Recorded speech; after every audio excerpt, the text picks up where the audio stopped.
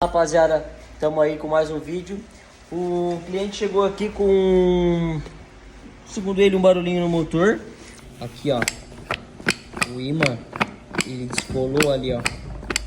Fazia esse barulho bem forte quando acelerava lá.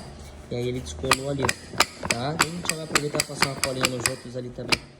Beleza? Depois a gente vai fazer o vídeo aí mostrando pra vocês. Aí, rapaziada, ó. Antes ela fazia um barulhinho, ela ficava tec, tec, tec, tec.